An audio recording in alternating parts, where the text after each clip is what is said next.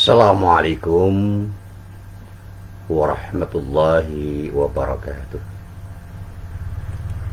Alhamdulillah rabbil alamin.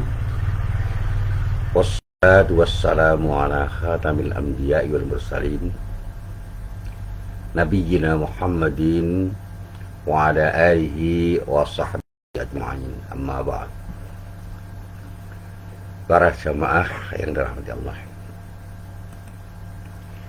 alhamdulillah kini kita bisa bertemu lagi, dan mudah-mudahan setiap pertemuan kita, termasuk pertemuan kita pada pagi hari ini, benar-benar menjadi pertemuan yang mendapatkan ridha Allah.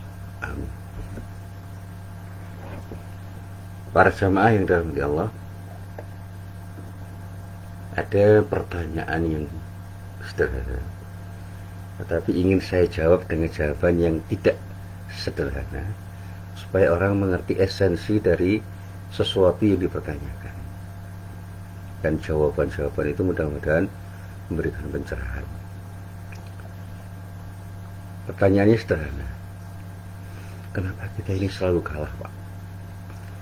Kenapa kita selalu kalah? Kapan kita akan menang?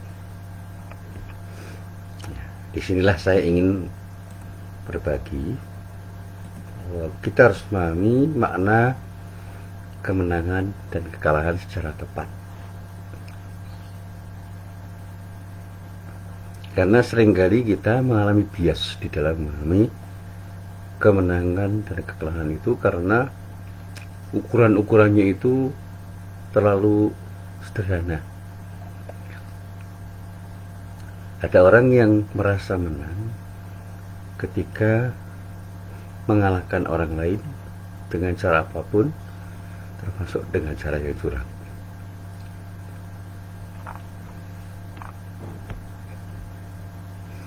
Padahal kecurangan itu adalah bagian dari kekalahan kita ketika kita sudah dikuasai hawa nafsu.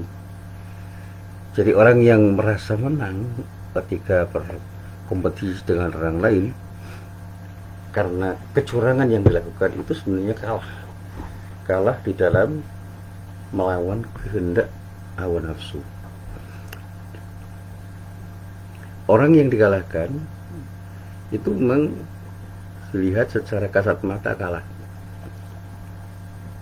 tetapi yang lebih kalah adalah orang yang merasa menang karena mencapai kemenangan dengan cara yang curang itu. Disinilah makna firman Allah yang ada di dalam surah Al-Imran ayat 26 itu bisa kita mengerti. Di dalam ayat itu Allah berfirman, Qulillahumma malikul mulki tu'til mulka man tasha' wa tanzi'ul mulka man tasha' wa tu'izzu man tasha' wa tudillu man tasha' biyadikal khair innaka ala kulli syai'in qadir. Katakanlah ya Muhammad, wahai Tuhan yang mempunyai kerajaan, Engkau berikan kerajaan kepada orang yang Engkau kehendaki, dan Engkau cabut kerajaan dari orang yang Engkau kehendaki. Engkau muliakan orang yang Engkau kehendaki, dan Engkau hinakan siapa yang Engkau kehendaki. Di tangan Engkau lah segala kebajikan. Sesungguhnya Engkau Maha Kuasa atas segala sesuatu. Nah, di sini kita memahami bahwa apa yang dikehendaki Allah pasti akan terjadi, dan apa yang tidak dikehendakinya pasti akan terjadi. Atau dengan kata lain, biidznillah, dengan izin Allah,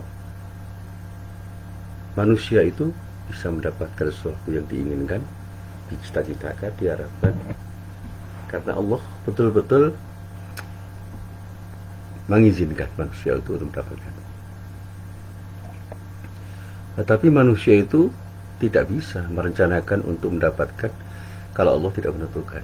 Nah, sekarang orang yang menang dengan cara yang curang itu apakah diizinkan oleh Allah untuk mendapatkan kemenangan karena godaan setan, karena dia memang menjadi hamba setan?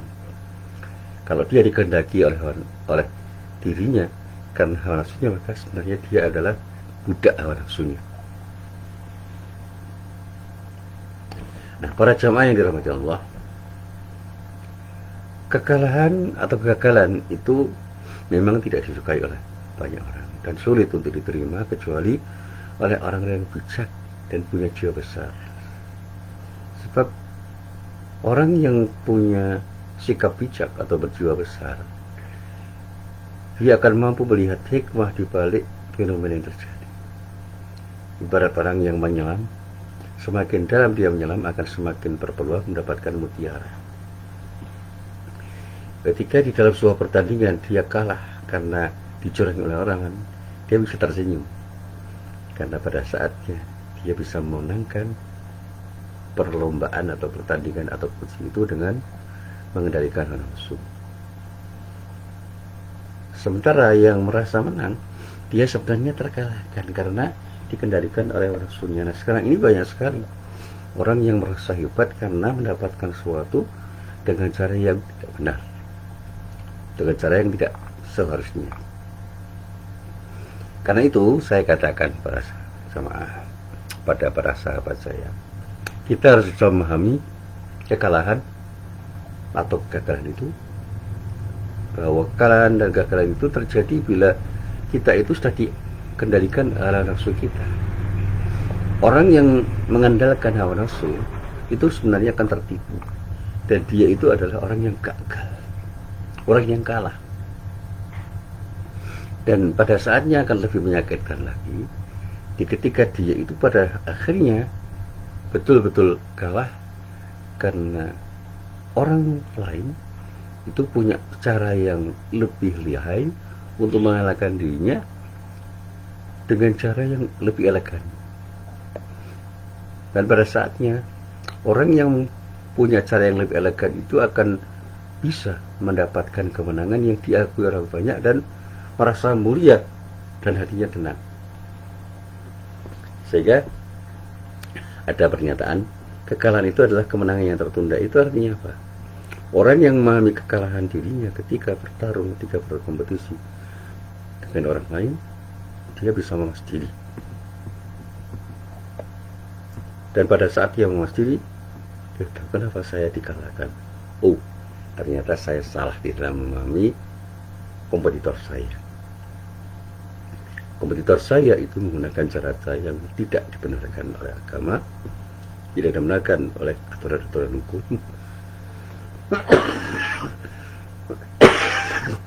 tidak dibenarkan, teretis.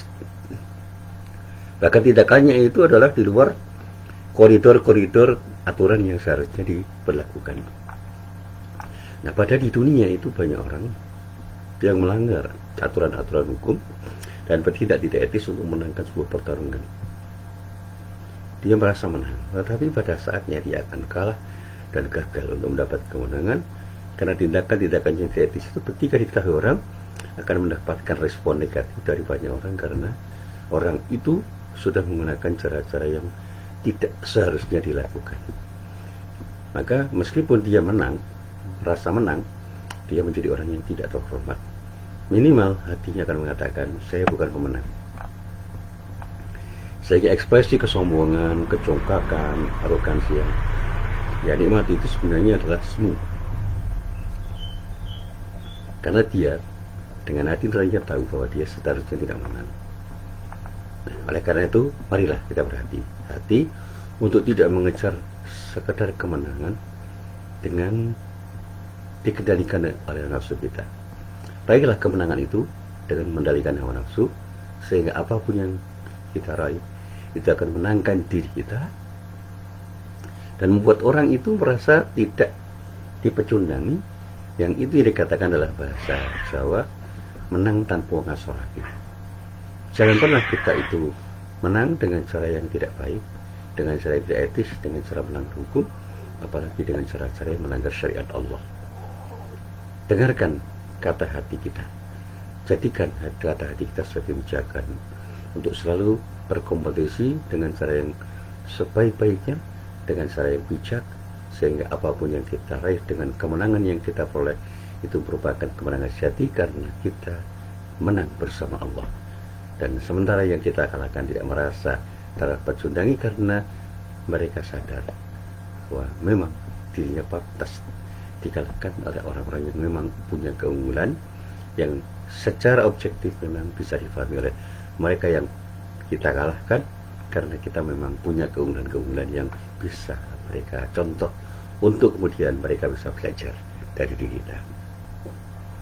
Nah, inilah yang seringkali saya coba dengan ilustrasi-ilustrasi permainan sepak bola, permainan bulu tangkis, permainan yang lain, yang pada saat kita itu melihat bagaimana para pemain yang hebat itu menang, orang tidak akan merasa dipecundangi karena mengakui bahwa orang-orang hebat itulah yang berhak menang, dan mereka yang terkalahkan itu akan belajar untuk satu saat bisa mengalahkannya dengan cara-cara yang lebih bagus, sehingga pada saat dia bisa memenangkan pertarungan melawan para juara, dia punya kebanggaan tersendiri karena dia benar-benar menjadi pemenang dengan cara yang baik, dengan cara yang bijak, dengan cara yang tepat, dan pada akhirnya insya Allah setiap kemenangan yang kita raih itu akan menjadi sesuatu yang menenangkan diri kita dan menenangkan banyak orang, dan kita akan mendapat tepukan tangan semua orang, bukan karena basa-basi, tetapi tepuk tangan yang betul-betul tepuk tangan dengan ikhlas mereka lakukan, karena mereka tahu bahwa kita memang layak dipuji, layak dihormati, layak dimuliakan, karena kita berhasil memenangkan setiap pertarungan dengan cara yang terbaik, dengan cara tidak melanggar prinsip-prinsip etik. Kita menjaga fairness, dan pada saatnya kejujuran kita di dalam bertanding dan fairness kita itu akan dihargai orang dan akan menjadi contoh yang terbaik bagi orang lain. Inilah apa yang bisa saya sampaikan dalam kesempatan pagi hari ini, mudah-mudahan bermanfaat. Billahi taufiq wal hidayah. Assalamualaikum warahmatullahi wabarakatuh.